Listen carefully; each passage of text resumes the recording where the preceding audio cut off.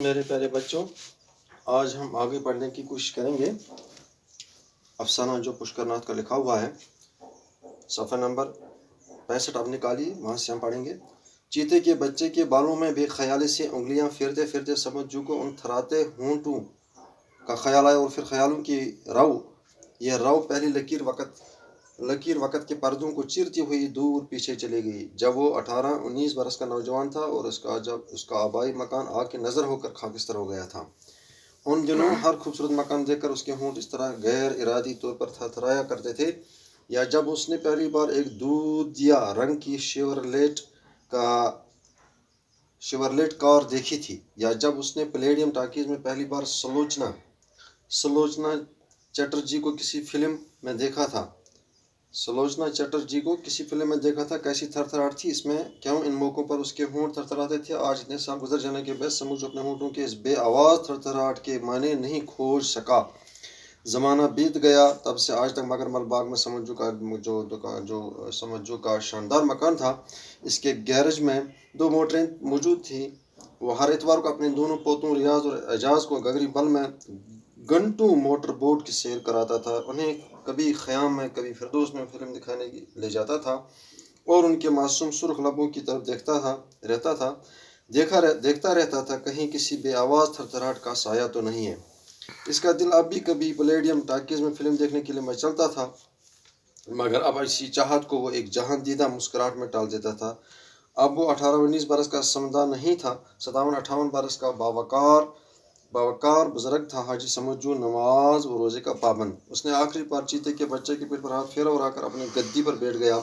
اس چیتے کے بچے کو اس نے پچھلے سال اپنے ہاتھوں سے تیار کیا تھا، حالانکہ یہ کام اس کے دوسرے کاریگر اور ملازم کیا کرتے تھے، مگر نہ جانے کون سا لمحہ تھا اور جب اس چھوٹی سی کھال کو دیکھ کر اس کے اندر چھپا ہوا فنکار جاگ پڑا تھا، اور آج یہ لڑکی جو اب تک 3 بار اس کی دکان کے چکر لگا چکی تھی، اس کے فن کے آگے ہوش و حواس کھو بیٹھی تھی۔ سمجھو نے ہوکے کی نائے ہونٹوں میں دبا لی اور ہلکے ہلکے دھوئیں کے سائے میں اس لڑکی کے بارے میں سوچنے لگا۔ دہن پان جسم کمر کے نیچے تک، لمبے بالوں کی 2 چوٹیاں 18-19 برس کی لگتی تھی۔ ہاں، اس عمر میں کوئی حیران کن چیز دیکھ کر ہونٹ تھرتھراتے ہیں اور آواز نہیں نکلتی، بالکل جیسے اس عمر کے اس کے ساتھ ہوا کرتا تھا۔ بیچاری معصوم لڑکی، چاند کو ہتھیلی پر اتارنے کی تمنا، مگر جب ایک معمولی آئینہ بھی پاس نہ ہو تو چاند کتنا دور لگتا ہے، نگاہ سے دور، دسترس سے دور، مگر خیالوں کے پاس ہونٹوں کے بے آواز تھرتھراہٹ کے قریب۔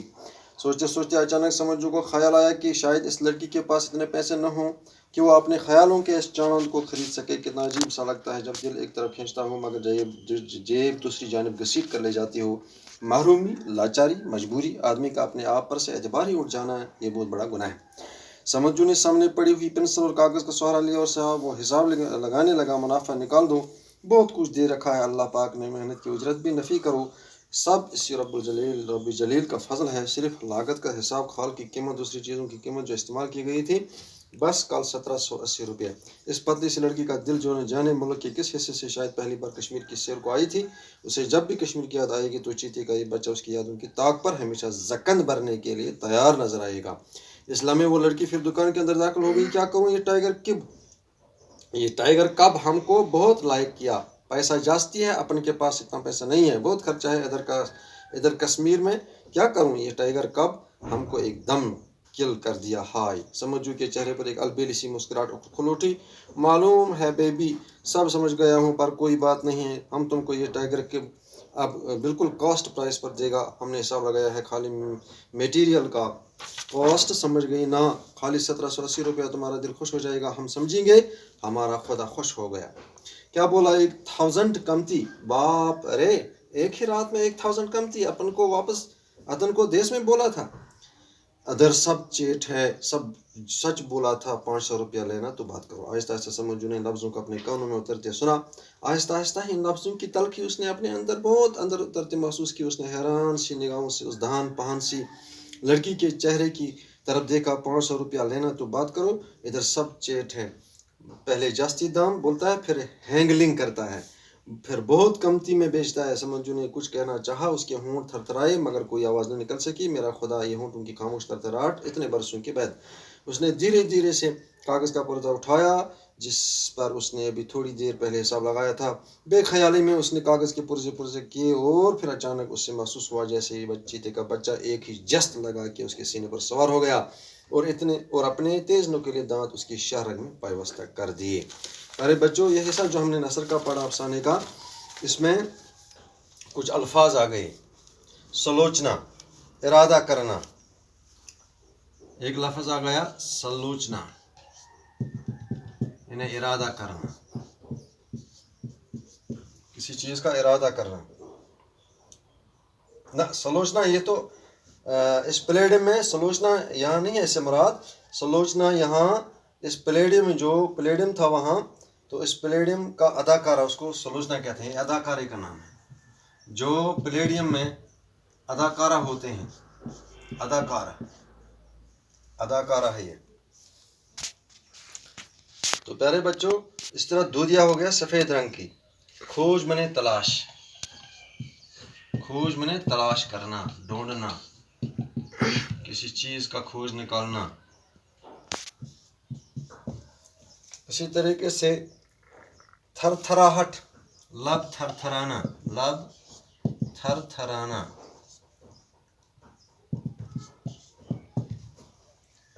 लब थरथराना का मतलब क्या है यहाँ? उदासी फैलना, उदासी फैलना, चेहरे पर उदासी फैलना। मेरे बच्चों, इस पैराग्राफ में, इस हिस्से नसर में हमने करीब करीब,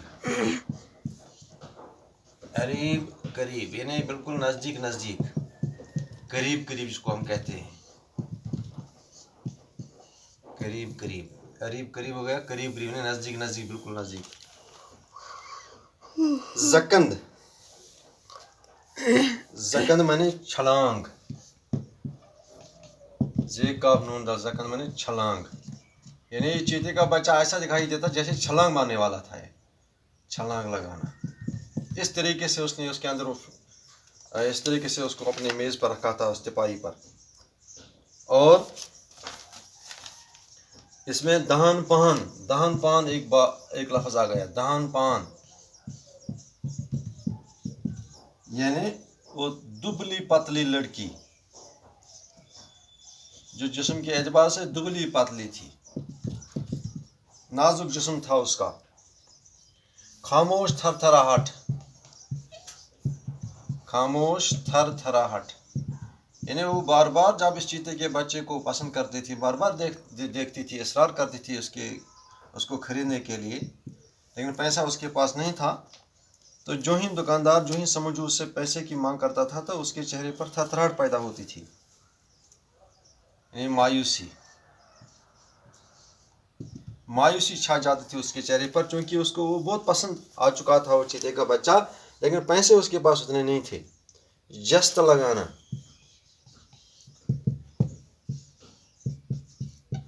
कूदना, छलांगना, छलांग मारना,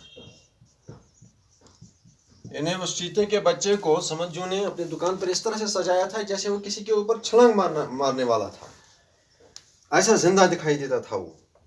तो इस अफसाने में प्यारे बच्चों, इस लड़की की बेकसी को देखकर समझू के दिल में भी तरस आया आखिर, तो उसने उस पर रहम खाया और उसको वो ज़माना याद आ गया जब समझू खुद अपने बचपन में गुर्बत के दिन उसने गुजारे थे और उसके ऊपर भी हालात आ चुके थे, और उसका दिल भी मचलता था ऐसी चीज़ों को देखकर, जिस तरह इस अंग्रेज़ लड़की का दिल मचलता रहा इस चीते के बच्चे की शक्ल को, इसकी इस फ़ोटो को देखकर उसका दिल मचलता रहा खरीदने के लिए, क्योंकि उसको वो बहुत पसंद लग गया। अंग्रेज़ लोगों को बहुत ही जानवरों की शक्लें बहुत पसंद आती हैं, वो इनको ज़्यादा पसंद करते हैं।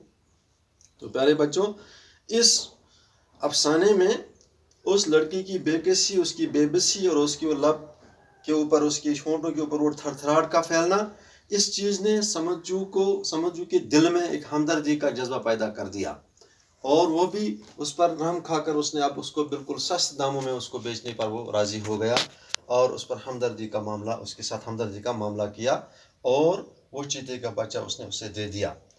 हालांकि बच्ची ने, लड़की ने क्या कहा कि आप कश्मीरी ताजिर जो लोग होते हैं, आप लोगों को और सयाहों को, बाहर के लोगों को आप ٹھگ لیتے ہیں، ان سے دھوکہ بازی کرتے ہیں، ان سے فریب کرتے ہیں، اور ان کو زیادہ داموں پر انہیں زیادہ دام لیتے ہیں ان چیزوں سے، بعد میں آپ سستے دام لیتے ہیں، پہلے آپ نے مجھے بڑی قیمت چکائی، پھر بعد میں سستے دام میں دے دی، آپ یہ لوگ کیا کر رہے ہیں؟ حالانکہ سمجھو چونکہ دھوکہ باز نہیں تھا، تو چونکہ اس کو ترس آ گیا اور ہمدردی آ گئی اس لڑکی کے اوپر، اس نے اس کے ساتھ رحم کا اور ترس کا معاملہ کیا اور اس سے کم قیمت میں ہی یہ چیتے کا بچہ دے دیا اور اس کو خوش کر دیا۔ لیکن پھر بھی لڑکی یہ لفظ کہہ کر بازار سے گزر رہی ہے، پورے بازار میں، اور سارے بازار اس نے کہہ کر کہ آپ لوگ یہاں کشمیر میں باہر کے لوگوں کو، باہر کے سیاحوں کو بہت ان کے ساتھ بہت چیٹنگ کرتے ہیں، ان کے ساتھ دھوکہ بازی کرتے ہیں، ان کے ساتھ فریب کرتے ہیں، اور سست